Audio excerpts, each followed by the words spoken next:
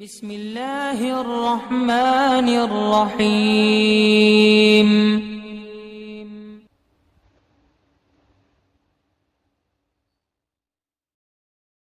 وعلیکم السلام۔ یہ جناب حیدرآباد سے پوچھتے ہیں کہ ہم سنی ہے تو کیوں، حنفی ہے تو کیوں، بریلوی ہے تو کیوں؟ لوگ ہمیں سوال کرتے ہیں، ہم کیا جواب دیں؟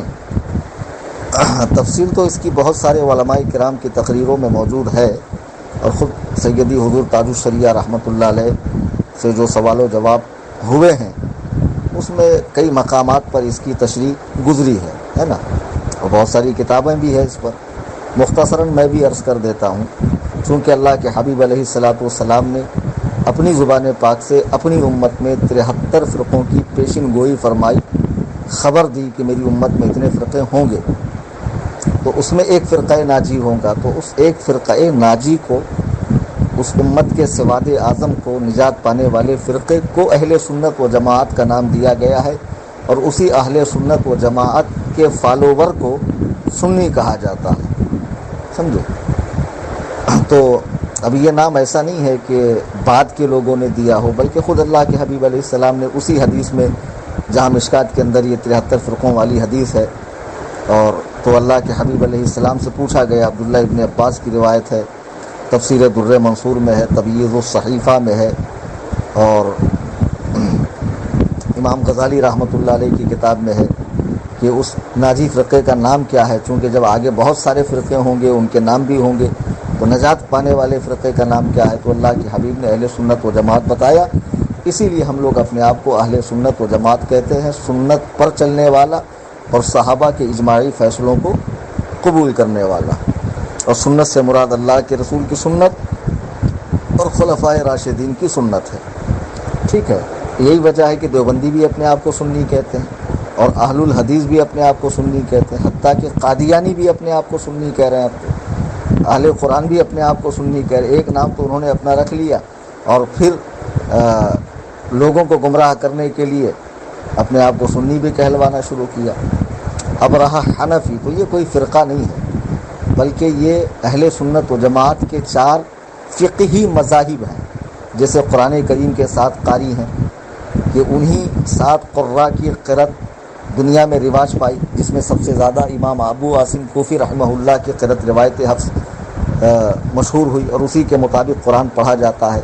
تو ان 4 قاریوں نے قرآن کریم پر محنت کی ہے، اور بہت محنت کر کے پھر اسے عالم میں پھیلایا ہے، تو اس چیز میں ان کی تقلید کی جاتی ہے، جیسا کہ حدیث کو سمجھنے میں صحیح، ضعیف، حسن وغیرہ ہے نا، اس کی قسمیں سمجھنے کے لیے، اس کا حکم جاننے کے لیے محدثین کرام کی بات مانی جاتی ہے، اسی طرح قرآن و سنت کو سمجھنے کے لیے، اور ایک آیت سے اگر 2 3 باتیں سمجھ میں آ رہی ہو، ایک حدیث سے ایک بات منسوخ نظر آ رہی ہو، دوسرے حدیث میں حکم دیا جا رہا ہو، تو کیا صحیح ہے؟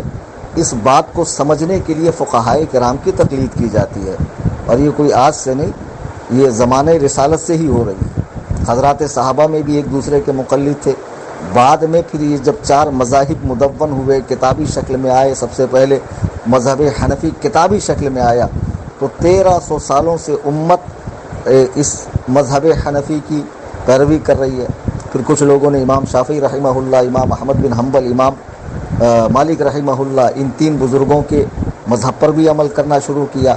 پھر یہ طے ہوا کہ اہل سنت و جماعت کے یہ 4 ہی فقہی مسلک ہیں، تو میرے بھائی جو حنفی ہے وہ سنی بھی ہے یقیناً، جو شافعی ہے وہ سنی بھی ہے یقیناً، مالکی اور حنبلی بھی سنی بھی ہے یقیناً، یہ کوئی فرقہ نہیں ہے، یہ اہل سنت و جماعت کے 4 فقہی مذاہب ہیں۔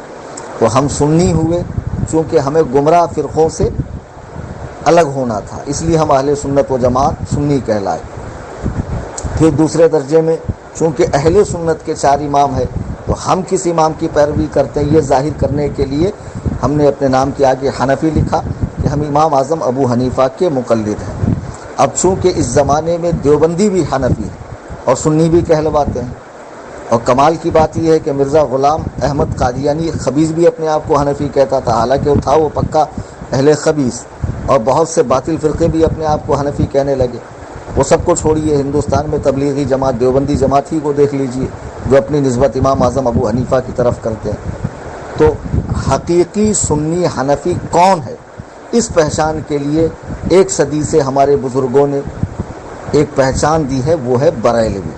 کہ جو بریلوی ہے حقیقتاً، پھر چاہے وہ کسی بھی پیر سے مرید ہو، کسی بھی خانقاہ سے تعلق رکھتا ہو، سمجھے، کسی بھی شیخ کے ہاتھ پر اس نے بیعت کی ہو، لیکن اگر وہ عقائد اہل سنت و جماعت اور معمولات اہل سنت، درود و سلام، نیاز، فاتحہ، آراس اولیاء، مزارات کی حاضری، نام اقدس پہ انگوٹھے چومنا، تعظیماً کھڑا ہونا اللہ کے حبیب علیہ السلام کے لیے، ساری چیزوں کا پابند ہے، تو وہ بریلوی ہے۔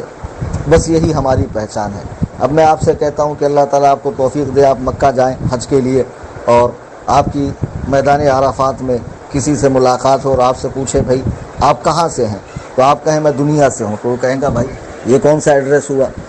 تو ظاہر سی بات ہے آپ کہیں گے کہ میں ہندوستانی ہوں، ہندوستان سے ہوں، تو یہ پہچان ہوئی کہ آپ ہندوستانی ہیں۔ تو پوچھنے والا کہیں گا میں پاکستان سے ہوں، فرق ہو گیا، بھائی یہ فلاں ملک سے، یہ فلاں ملک سے ہے نا۔ تو جب ہم سے کافر پوچھیں گا آپ کیا، ہم مسلمان ہیں، لیکن جب ہم سے کوئی مسلمان پوچھے گا تو ہم کیا جواب دیں گے؟ کوئی مسلمان پوچھیں گا آپ کیا ہے، تو ہم کہیں گے مسلمان ہیں۔ اب اس کو یوں سمجھو آپ ہندوستان میں اور کوئی آپ سے پوچھے بھئی آپ کہاں سے ہو، تو آپ کیا کہیں گے؟